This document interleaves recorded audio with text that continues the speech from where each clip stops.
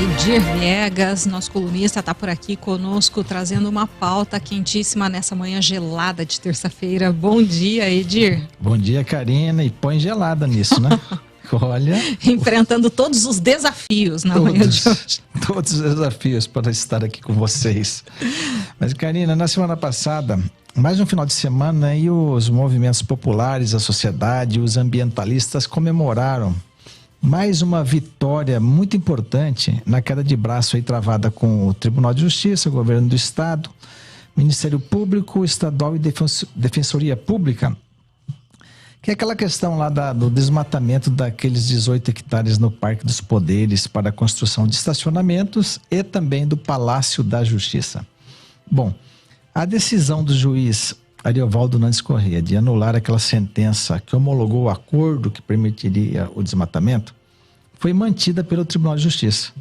O juiz convocado Vitor Luiz de Oliveira Guibo, entendeu que a anulação estava correta, e que não deveria prosperar esse famigerado acordo, que permitiria o desmatamento de pelo menos 18 hectares no Parque dos Poderes. Edir, vamos só recapitular um pouquinho essa história, porque é uma situação que vem desenrolando desde o ano passado. Isso, desde o ano passado. E aí houve aquele período de recesso do judiciário em que a juíza de plantão avocou a decisão e havia determinado, então, que poderia ser realizada a obra. É isso. Na sequência, o juiz original da ação... a sentença dessa juíza. E isso ocorreu, tem coisa de um mês, não é exatamente, há pouco tempo, de fato, aconteceu o seguinte: quando ele entra em férias, o Ariovaldo Nantes Correia, que é o juiz da causa, o Tribunal de Justiça, atropelando você tem uma lista ali de todos os substitutos. Perfeito. Atropelou e colocou uma juíza de fora, Elizabeth Rosa Baix. Seria uma intrusa, que não poderia estar ali. E ela, em 8 dias no cargo, ela analisou aí mais de 1.600 páginas de processo e deu a sentença, numa ação extremamente complexa. O colega dela, que é o Ariovaldo Nantes, voltou das férias, houve um embargo de declaração, e o juiz Ariovaldo anulou a sentença dessa juíza. A Procuradoria-Geral do Estado recorreu e agora, nesse final de semana, houve aí a sentença desfavorável ao governo do Estado, ao Tribunal de Justiça, portanto, e mantém-se aí a proibição do desmatamento. O que traz de imediato isso? Isso coloca mais distante o sonho do Tribunal de Justiça de construir o seu Palácio da Justiça, aquela obra faraônica que antes mesmo do seu início já consumiu mais de 4 milhões de reais. Isso com projeto de engenharia, cercamento de uma área que o tribunal invadiu, que já ele deve estar devolvendo para o Estado essa área. Já tem pedidos nesse sentido e não tem como o tribunal se manter em posse daquilo que não lhe pertence, até porque, além de legal, é um péssimo exemplo, Karina?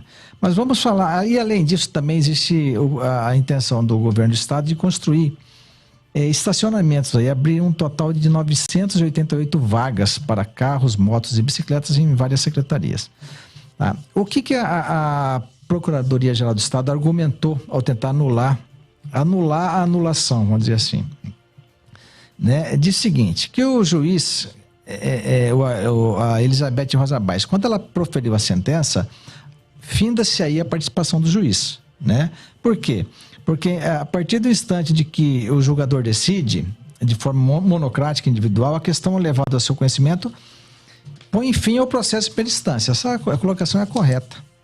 Se o juiz sentenciou, só caberia uma revisão à instância superior, que no caso aí é o Tribunal de Justiça. Mas o juiz convocado, Vitor Guibo, do Tribunal de Justiça, teve um entendimento diferente. Ele escreveu assim, abre aspas, em princípio, embora efetivamente seja vedado ao magistrado, após prolatada a sentença alterar a decisão, pode fazê-lo para corrigir inexatidões ou por meio de embargos de declaração, fecha aspas. Então, o juiz convocado pelo Tribunal de Justiça entendeu da mesma forma que entendeu o Ariovaldo Nantes Correia. Então, derrubou aí o argumento da PGE. E no caso a decisão da juíza, como já falamos há pouco, foi bem atrapalhada, vamos dizer assim. Além de decidido em tempo recorde uma ação complexa, ela feriu aí o ato do tribunal que a colocou em substituição ao Ariovaldo Nantes em suas férias, feriu o princípio do juiz natural, né? Porque você tem que manter aquela... Se tem uma regra, uma norma interna que estabelece a substitutos, ela tem que ser seguida. Se você não segue, você feriu o princípio aí de juiz natural. E esse argumento foi acatado pelo Ariovaldo Nantes quando ele recebeu aí os embargos de declaração da advogada Gisele Marques, né? E ele diz, quando ele anula, ele diz o seguinte, o Ariovaldo ainda, ele ligou para a juíza pedindo para ela não julgar o processo. E ela informou ainda que planejava realizar uma nova audiência de conciliação em busca de um acordo. Abre aspas para o que escreveu Ariovaldo na sua sentença de anulação. Como se vê, também por esse motivo, impõe-se o indeferimento da homologação do acordo, posto a apreciação do juiz natural do feito, né? Porque coloca até sob suspeita essa decisão da juíza Elizabeth Rosa Baix, mesmo porque o Tribunal de Justiça tem interesse na causa, né? Tem interesse que é para construir o Palácio da Justiça. E é em função disso que talvez o presidente do tribunal, Sérgio Martins, tenha atropelado a legislação aí e colocado a juíza para responder pela vara do direitos difusos e homogêneos na ausência do seu titular em função de férias. Outra questão também que o Ariovaldo suscitou ao anular a sentença, né, que o meio ambiente se trata de um direito indisponível, ou seja, o Ministério Público não pode fazer transação, é um direito da sociedade, o direito não é do promotor, né? E aí o Ariovaldo diz que o Ministério Público não tem legitimidade para transacionar em questões processuais ambientais. E abre aspas para o que ele escreveu na sentença. Sobre essa questão, no tocante ao direito indisponível, como o de que trata a presente ação, não é possível ao autor da ação, que defende em nome próprio o direito alheio, dispor do conteúdo do direito tutelado, como se fosse de sua titularidade exclusiva e de maneira que não consagre a tutela na maior extensão possível. Ainda mais considerando os prováveis e graves prejuízos ambientais cogitados no inicial decorrentes do desmatamento. O próprio promotor fala dos prejuízos para o meio ambiente no primeiro momento, quando ele entra com a ação. Na sequência do processo, ele muda de opinião e pede um acordo para que ocorra a devastação da área do Parque dos Poderes. Fica uma situação bastante estranha, curiosa, inclusive. Ele, em vez de pedir que se preserve o meio ambiente, que se recupere as áreas que estão afetadas, não, ele pede para aumentar o desmatamento, porque se eu desmatar 18 é menos do que poderia ser desmatado, ou seja, eu poderia desmatar 23, mas vamos desmatar só 18. Mais ou menos isso, é uma conta meio estranha. E o STF já ao analisar um recurso extraordinário, em 2020, e que estabeleceu repercussão geral, ou seja, todo mundo tem que seguir, estabeleceu o seguinte: a reparação do dano ao meio ambiente é direito fundamental e indisponível, sendo imperativo o reconhecimento da imprescritibilidade no que toca à recomposição dos danos ambientais, ou seja, é imprescritível. Se o ente ou a pessoa que provocou o dano, ele não vai, ele praticou o dano há 5 anos, então prescreveu. Não prescreve, ele vai ter que reparar, é a mesma situação. E aí, na sequência, Karina, outros absurdos na sentença, que a gente não tem nem tempo para falar todos eles aqui, porque ia ficar a manhã toda, né? Por exemplo, uma delas que é interessante no ponto de vista processual, estava correndo prazo para que as partes se manifestassem, né, quando a juíza vem e profere a sentença. Isso não pode, fere o direito, fere o princípio do contraditório, né? E, em suma, essa decisão do tribunal coloca mais longe o sonho aí do próprio tribunal de construir o seu palácio. E fato é que os ambientalistas e a população, a sociedade de Campo Grande, está comemorando.